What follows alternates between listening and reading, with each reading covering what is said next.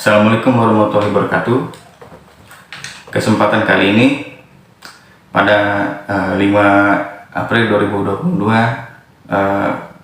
mata kuliah hukum perbankan kita akan melanjutkan, dan pertama-tama saya mengucapkan marhaban ya Ramadan, minal aidin wal faizin, selamat menunaikan ibadah puasa dan semoga diberikan kelancaran dan kesehatan untuk kita semua bagi yang menjalankan.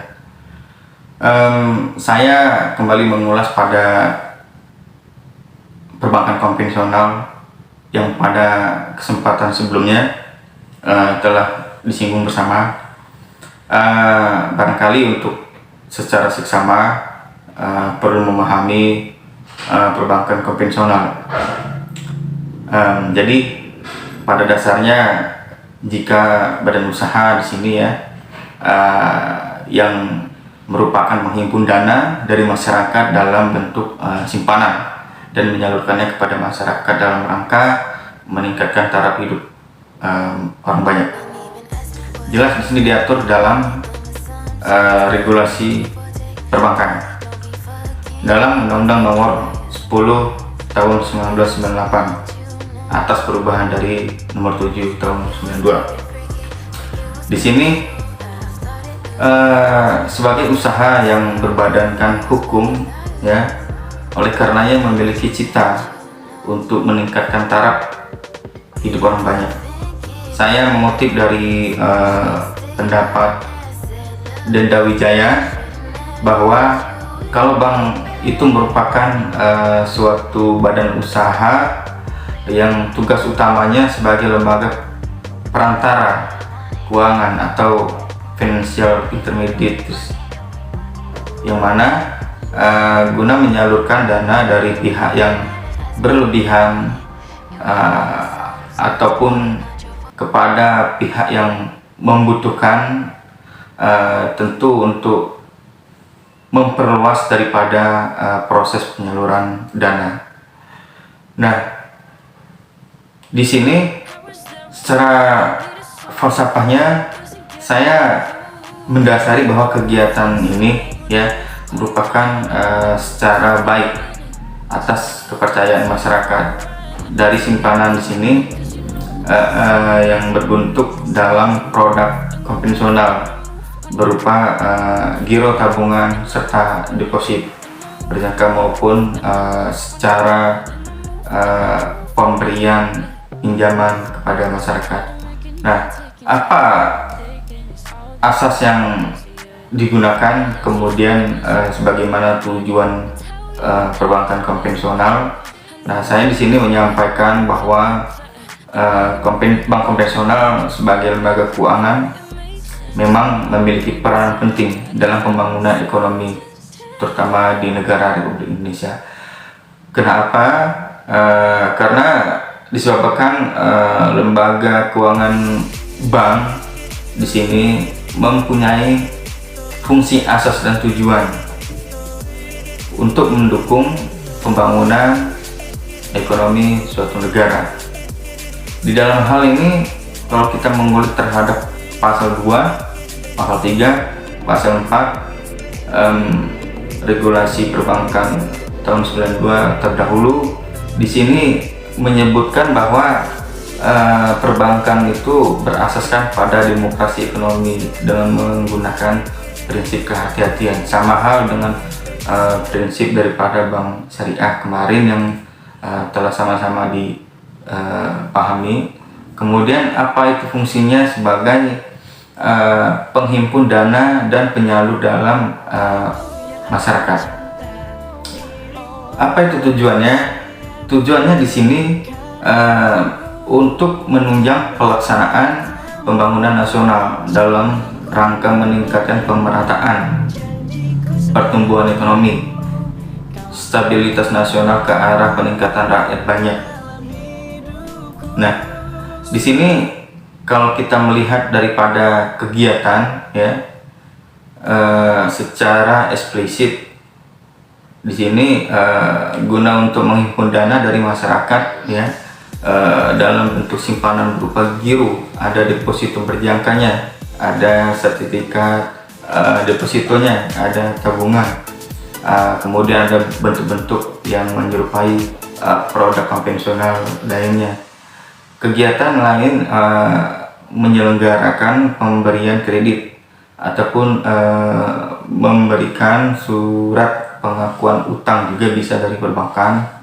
Kemudian banyak hal lainnya dalam kegiatan, tidak bisa saya sebutkan satu persatu yang menjadi pengertian daripada rekan-rekan mahasiswa. Pada kesempatan sebelumnya sempat kita bahas bersama ya, sebagaimana setiap perbankan terutama konvensional ini memiliki sumber guna untuk menyelenggarakan sebagaimana legalitas ataupun diberikan kewenangan lembaga yang berhak oleh negara.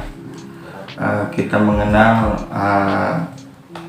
Undang-Undang Dasar sudah pasti ya, karena tujuan daripada utama perbankan ini meningkatkan taraf hidup. Kemudian saya menyampaikan sebelumnya Undang-Undang Nomor 10 Tahun 98, kemudian atas perubahan daripada Nomor 7 Tahun 92 tentang perbankan. Kemudian juga kita tidak menghilangkan daripada tentang regulasi pengaturan Bank Indonesia. Adapun regulasi lalu lintas devisa dan sistem nilai tukar, yang pasti tidak pernah ditinggalkan, yaitu BW. Apa itu BW?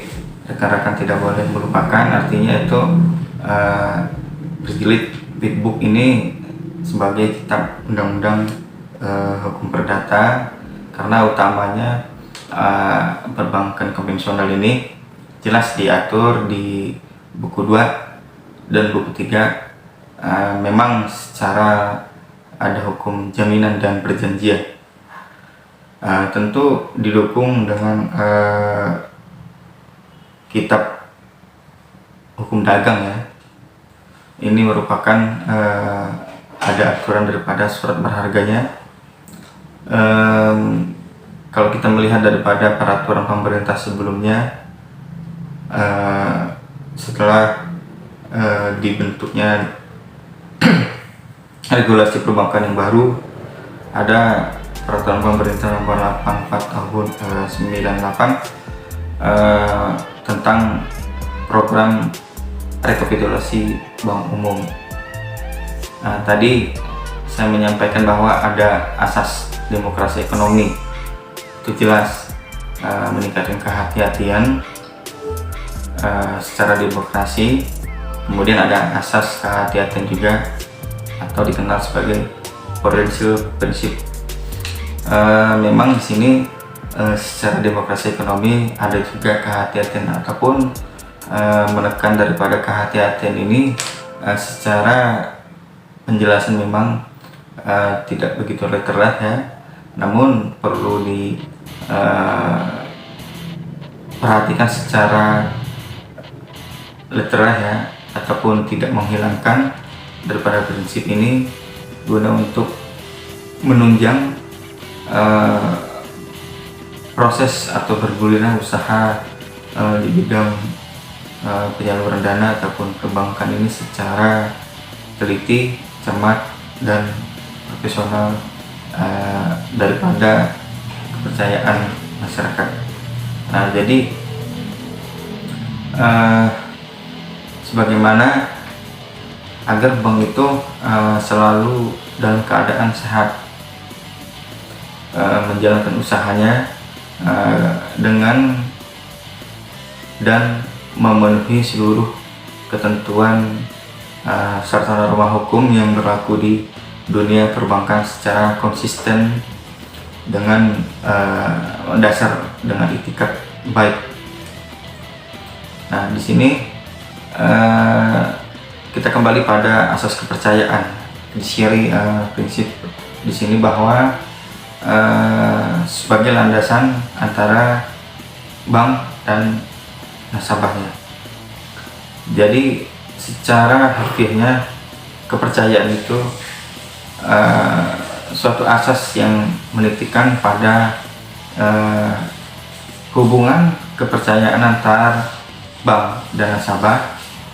Di sini bank juga sebagaimana kita ketahui sebagai penyalur dana ke masyarakat ataupun simpan pada atas kepercayaan.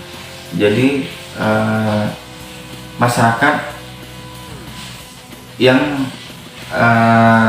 pada dasarnya mempercayakan dana atau menyimpankan dana ke bank itu tidak ada kecemasan akannya terjadi fraud dan sebagainya, sehingga kepercayaan yang dilandasi oleh bank dan nasabah ini menjadi satu kesatuan yang titik berat keamanan dan kenyamanan bagi penyimpan dana ataupun penyalur dana. Kemudian secara asas kerahasiaan di sini atau confidential principle di sini bahwa mengharuskan atau mewajibkan bank untuk merahasiakan segala sesuatu yang berhubungan dengan keuangan, baik secara informasi nasabah ataupun perbankan itu tentu wajib untuk dirahasiakan, tidak untuk konsumsi publik ataupun pihak berkepentingan. Nah, oleh karenanya bank juga perlu mengenal daripada asas nasabah. Mengenal nasabah di sini know your customer principle. Di sini bank untuk mengenal dan mengetahui nasabah di sini guna untuk memantau kegiatan transaksi, termasuk melaporkan setiap transaksi yang dianggap mencurigakan. Di sini secara edaran dalam peraturan Bank Indonesia pada saat itu 2001 ya, sebagaimana prinsip mengenal nasabah ini guna mencapai prinsip meningkatkan peran lembaga keuangan dengan berbagai kebijakan dalam menunjang praktik lembaga keuangan sini, menghindar pula berbagai kemungkinan yang dapat ya dia jadikan ajang tindakan kejahatan ataupun aktivitas ilegal yang dilakukan nasabah dan melindungi nama baik dan reputasi lembaga keuangan. Nah, disinilah yang mendasari daripada sepak terjang perbankan konvensional. Sebelumnya menyinggung terhadap fungsi ya. Fungsi tadi sudah jelas saya sampaikan di dalam pembukaan ya. Sebenarnya fungsi ini sudah diatur secara terlah ya. Ketentuan pasal 3 nomor 10 98 tentang perbankan di sini. Dua suku kata yang jelas bahwa sebagai penghimpun dan penyalur dana ke masyarakat. Nah, dari situ yang saya sampaikan bahwa hukum perbankan konvensional ini merupakan materi ya yang saling bertawang terhadap perbankan syariah. Kalau kita melihat daripada jenis-jenis perbankannya ya, di sini bank konvensional terlihat daripada pengaturan jelasnya, ya ini dikenal sebagai bank umum Jadi bank di sini yang melaksanakan kegiatan usaha secara konvensional dan berdasarkan prinsip syariah juga, yang kegiatannya sebagai memberikan jasa lalu lintas perbankan, dan juga di sini ada sebagai bank perkreditan rakyat. Jadi di sini bank melaksanakan kegiatan usaha konvensional atas dasar prinsip syariah juga bisa, yang dalam kegiatannya tidak memberikan lalu lintas jasa pembayaran. Kemudian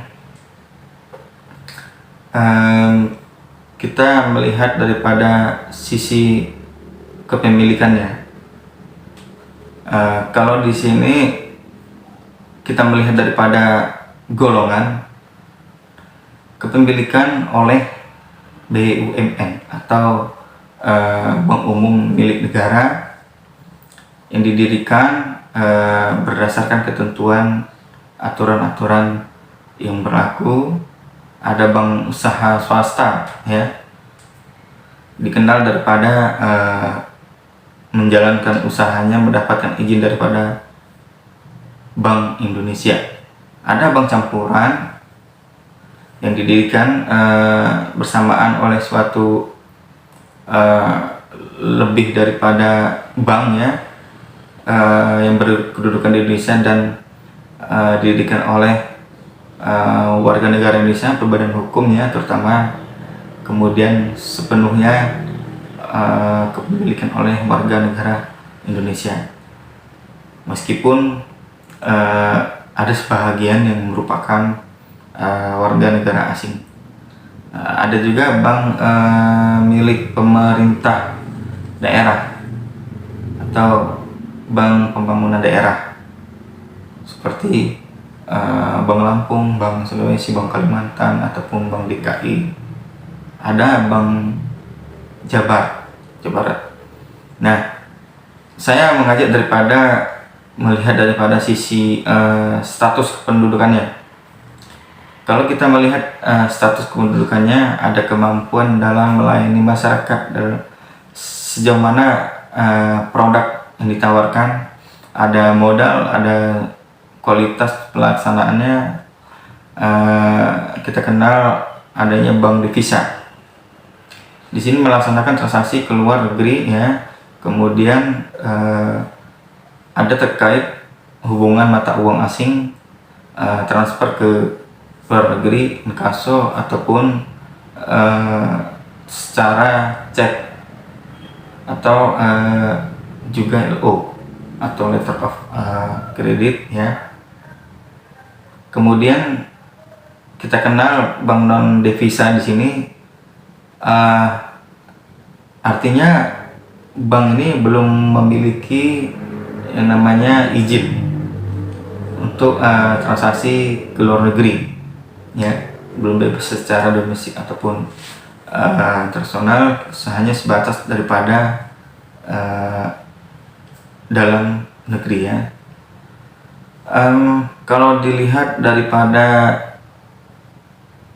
sisi menentukan harga, di sini ada secara harga beli maupun harga jual. Bank konvensional di sini melaksanakan prinsip konvensional yang menggunakan dua metode. Ada menetapkan bunga sebagai harga ya, baik itu di dalam produk simpanan, giro, tabungan, deposito berjangka, ataupun produk pinjaman ataupun kredit lainnya. Kemudian ada jasa ya, terutama jasa bank konvensional ini menggunakan berbagai biaya dengan nominal ataupun persentase tertentu. Di sini penetapan biaya atau fee base. Kemudian ada juga bank syariah juga tentu bagi hasil ya, dengan prinsip syariah sempat kita singgung pada pertemuan sebelumnya. Di sini kalau secara menyinggung bentuk bank ya secara hukum, jadi pada prinsipnya tertekan pada izin ataupun syarat yang telah ditentukan ya, sebagaimana untuk mendirikan bank ya, terutama konvensional.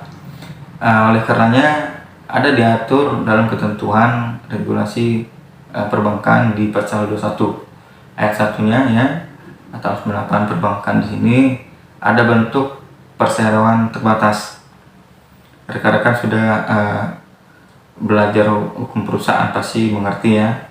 Ada juga berbentuk koperasi, ada juga berbentuk PD atau perusahaan daerah. Kemudian disinilah perlu secara cermat dan hemat saya pengetahuan untuk memahami ya lebih lanjut untuk bisa dibuka dikaitkan materi yang sekira menjadi kepentingan rekan-rekan mahasiswa sekalian guna mendukung pengetahuan intelektual pendidikan hukum, pendidikan tinggi di sini ya. Sekian materi yang disampaikan, mudah-mudahan dapat dipahami dan dicermati dengan baik. Demikian perkuliahan kali ini, mudah-mudahan menjadi manfaat dan berguna. Semoga ibadah puasa dapat berjalan lancar tanpa suatu hambatan dan diberikan kesehatan di semua rohani. Wabillahi taufiq wal hidayah. Wassalamualaikum warahmatullahi wabarakatuh.